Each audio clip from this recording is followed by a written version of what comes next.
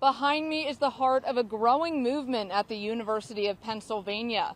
What started as a small gathering quickly became a full-fledged encampment, sparking a heated discussion about university policies and international human rights. Hurricane Ida turned Manayunk streets into rivers, with floodwaters rushing above my head level. 3 years later, city officials are focused on flood prevention, but experts warn these solutions will take time and serious funding. Hundreds of people from around the country gathered here for a town hall meeting, packing into a room which quickly became standing room only. The reason being,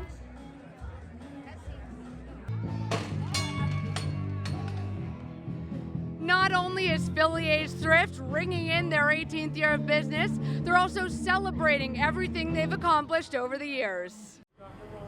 It's not just craft beer they're serving up at Fat Lady Brewing this fall. They're also hosting various spooky events with Queering Fear.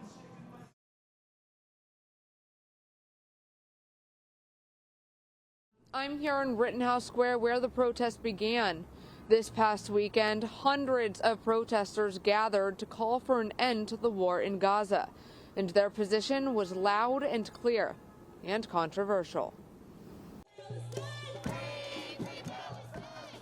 A pro-Palestinian rally in Center City on Sunday night called for an end to the war in Gaza. We are organizing for a free Palestine. We want our land back. We want the bombing to stop. We want Gaza to be free. But the protest drew criticism from elected officials after video showed a group of demonstrators gathered outside of Israeli-owned restaurant Goldie, chanting,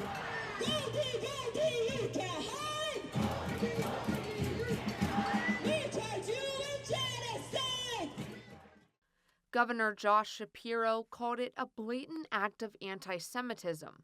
The purposeful gathering of a mob outside of a restaurant simply because it is owned by a Jewish person, well, that's anti-Semitism, plain and simple. The White House also weighed in, calling the chants a cruel and senseless double standard that is a calling card of anti-Semitism.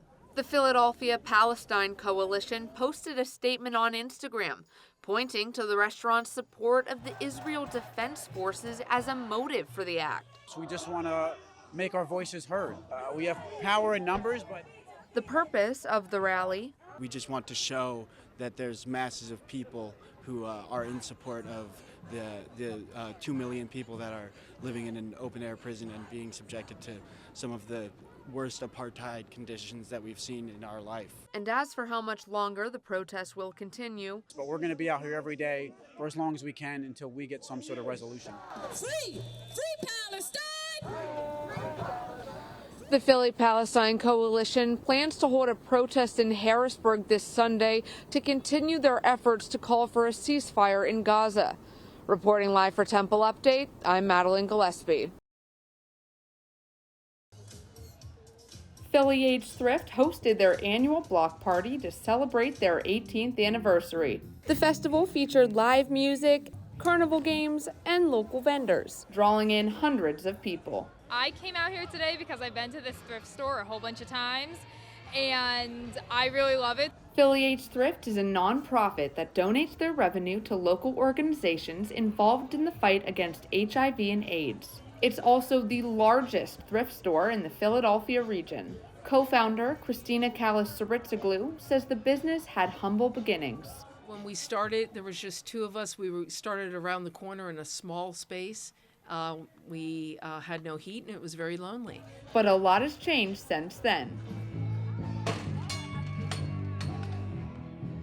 Not only is Philly Age Thrift ringing in their 18th year of business, they're also celebrating everything they've accomplished over the years. To date, we've been able to donate $4.1 million. I can't believe that it's become such a staple in Philadelphia like it has, and I love it so much. And it couldn't have been done without the help of others. It's a testimony to the community. That's the thing, because we exist because of our shoppers, the donors, and the volunteers.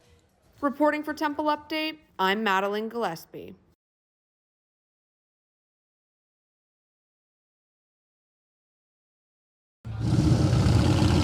Fighting is living free. That's what we stand for generally, and we live by it all year long. This weekend in Gettysburg, if you hear a rumbling off in the distance, it isn't the cavalry that's coming. It's a community of people that love to ride, love to live, and love to give back to the community. I mean, there's nothing like it anywhere.